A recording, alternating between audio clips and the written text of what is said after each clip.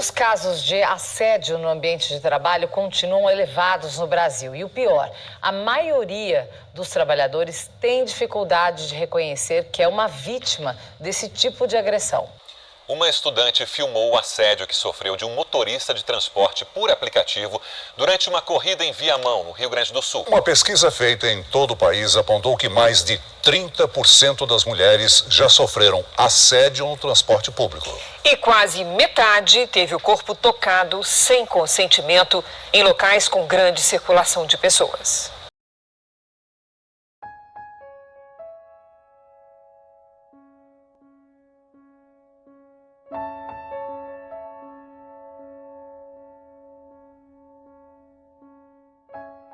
Então, o CRAI, ele é o Centro de Referência de Atendimento Infanto-Juvenil, que ele é criado com a intenção de acolher vítimas de violência, de crianças e adolescentes, né, vítimas de violência, com a ideia deles terem um atendimento em saúde. Então, a gente tem a acolhida biopsicossocial, o DNL, o IGP, que é o Instituto de Perícias, né, que é o Instituto Legal de Perícias, que fazem as perícias dos crimes, e o DECA, né, que é a Delegacia Especializada para Criança e Adolescente, que também nos ampara, faz registros de boletim de ocorrência, inclusive aqui dentro mesmo, quando a gente chama e é necessário. A gente tem como maior predominância a violência crônica, porque o crime de violência sexual ele é um crime muito difícil de revelar, né? Ele é um crime que ele geralmente, a gente sabe pela experiência, pelos estudos, que ele geralmente ele é feito por uma pessoa que é de confiança da criança e do adolescente, né? E feito por alguém que é de confiança naquele núcleo, naquela família ou na sociedade ali, nos núcleos que a criança participa. A violência sexual, ela não respeita a classe social, ela não respeita a religião, ela não respeita a escola, ela não respeita o lugar, ela não respeita família, ela acontece. Então, mas não pode, né? Ele é um líder religioso, ele jamais faria.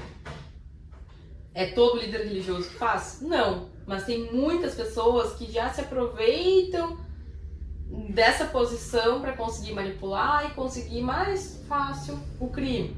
Um professor, não, mas é um professor, jamais faria. Às vezes tem essa profissão justamente para ter maior acesso à criança e adolescente e acaba cometendo.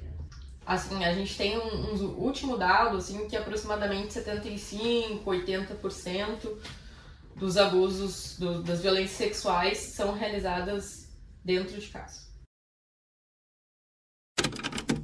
A figura que realmente trazia um pouco de equilíbrio na minha casa, e quando eu falo equilíbrio é emocional, é o equilíbrio financeiro, era meu avô materno. E ele tinha essa coisa de chegar na minha casa, na casa dos meus pais, e falava, olha, como vocês brigam muito, as crianças não podem assistir isso. Então eu vou levar os menores para ficar na minha casa. E ali ele fazia essas coisas, assim, na madrugada, na noite, ele sempre procurava a minha cama. A gente tem que pensar que é um crime feito por uma pessoa que é de confiança da vítima e das pessoas que ela confia. Então ela acha que ninguém vai acreditar. É um crime que ele é silencioso, então por vezes ela pensa que ninguém vai acreditar nela e ela se sente culpada que aquilo aconteceu. Será que eu poderia ter feito alguma coisa? Mas a forma como o crime ele é feito, ele faz com que a criança e o adolescente se sintam culpados. E a minha mãe, quando se separou do meu pai, ela ainda estava em processo de estudar, e num processo meio nova, porque ela era nova ainda, assim. Mas ela já estava de namorico com uma pessoa de lá de dentro, onde ela conheceu, onde ela estava estudando. Foi um primeiro abusador da minha vida, porque eu era muito pequenininha e eu fui descobrindo que não foi um abusador só. E que isso que começou abriu margem para vários outros abusadores e que eu nem sei como é que chegavam para mim. E eu cresci acreditando que eu era essa pessoa e que a culpa era minha, sabe? E que a escolha tinha sido minha porque eu podia ter evitado.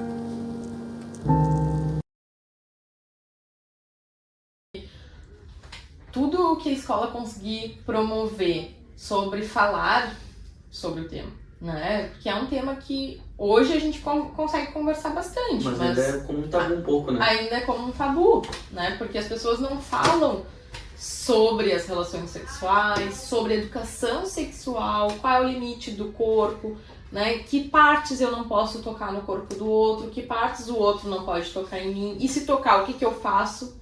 Então, tudo isso a escola pode fazer como preventivo, né? Então, a escola, tudo o que a escola conseguir conscientizar, conseguir ensinar as crianças e os adolescentes sobre esses cuidados e esses limites com o corpo, e encorajar a criança de que a escola está aberta caso precise de alguma ajuda, encoraja a criança, daqui a pouco, até identificar que é uma violência sexual, né? Porque às vezes parece muito básico, mas tudo que a escola trabalha, assim, descrevendo, e a gente já fez algumas palestras com escolas justamente para isso, para descrever sobre o que é uma violência sexual, né?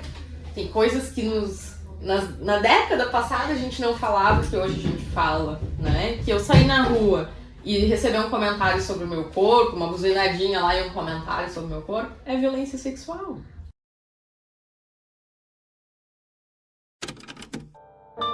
Mas a escola foi fundamental. A conversa, e não só a matéria, mas a socialização. Ouvir dos meus amigos como é que eram as dinâmicas das casas deles, que era diferente. Estar na casa desses amigos e ver como os pais se comportavam com os filhos, que não era como meu avô se comportava comigo. Eu comecei a ver que estava diferente, que era errado. Todo mundo que faz um boletim de ocorrência policial, no próprio boletim, no ofício, já está destinado a vir aqui. Mas a gente sabe que algumas famílias não fazem o registro do boletim policial. E aí a gente entende que daqui a pouco afasta, mas daí vai ter um risco econômico ou alguma situação assim que pode gerar uma visibilidade ruim para a família e prefere que isso seja, né, abafado. São coisas envolvendo hierarquia, o assédio e hierarquia. Então, às vezes as pessoas não querem denunciar. Nós temos muito denúncia anônima. Às vezes tu pode fazer denúncia anônima. E a partir dessa denúncia anônima, que as vítimas têm que entender, a partir dali podem surgir várias. De repente esse assediador pode ter assediado várias outras e elas não tiveram coragem de denunciar. Nós aqui na Delegacia da Mulher, são tudo mulheres aqui dos cartórios. Tem plantão mulher e tem homens, mas assim, se tu quiser sentir mais à vontade, geralmente tu sente mais à vontade com mulher, chega ali e conversa, é tudo anônimo, a gente não precisa dizer assim, eu quero denunciar o fulano de tal. Mas a partir do momento que tu registra uma ocorrência, vai estar o teu nome ali, tu vai ter que dar um nome do assediador. E muitas vezes isso evita vários problemas em relação ao teu trabalho. E já teve até caso aqui de assédio que o assediador foi mandado embora do seu emprego. Respondeu um processo, o pós a gente não sabe, né, que é o judiciário, mas ele respondeu o processo. Existe no DECA, existe uma justiça especializada que trata das crianças e dos adolescentes, né? Então o juiz, o promotor, enfim, escuta, ele tem um profissional também, ele tem a possibilidade de ter um defensor público, um advogado, enfim, escuta ele e define qual é a pena que ele vai te levar. Pode ser uma fase, pode ser prestar trabalho à comunidade, pode ser ele pagar uma verba, enfim, tem diversas penas. Agora, a parte mais triste, a gente não tem acesso às consequências do agressor aqui, tá? E o que, quando a gente tem conversas aqui com os escrivãos e os policiais que vêm aqui, eles nos dizem que isso é motivador para o nosso trabalho, porque pouco acontece. E eu acho que a geração de vocês, ela vem aparecendo mais coisas, sabe? Que antes a gente, na minha geração, que não é tão distante, sofria situações até mesmo dentro da escola que eram naturalizadas.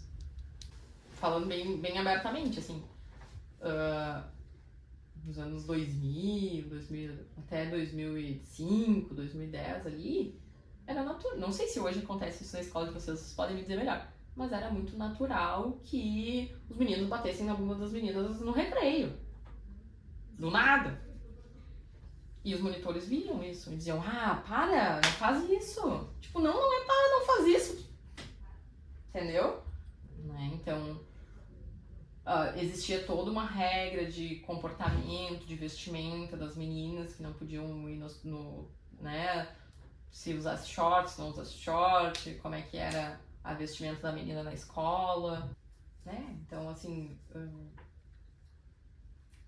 o que isso quer, que mensagem isso tá passando, né? Sim, que a garota tem que se esconder do homem. Pra não despertar nada nele, pra ele não mexer em ti e depois dar ruim pro coitadinho ainda, né? Então essas coisas são bem complexas.